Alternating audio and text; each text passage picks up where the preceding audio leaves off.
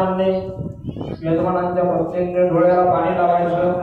ओम पवित्र पवित्र सर्वावस्थांग नोनिमाय श्री पुस्तरीगा चंद्राया चंद्ररसदे धर्मात्मदे। हात जोडायचे, गणपती बाप्पाचं स्मरण करायचं, गणपती बाप्पाला सांगायचं आपण जो आहे 3 दिवसाची प्रतिष्ठेची पूजा करणार आहोत। या पूजेमध्ये कोणत्याही प्रकारचं विघ्न येऊ देऊ नका, निर्विघ्नपणे पार पडू द्या अशी गणपती बाप्पाची प्रार्थना करायची। ओम गणेशाय नमः किंवा रक्ष रक्षकाध्यक्ष या मंत्राचा जप करायचा।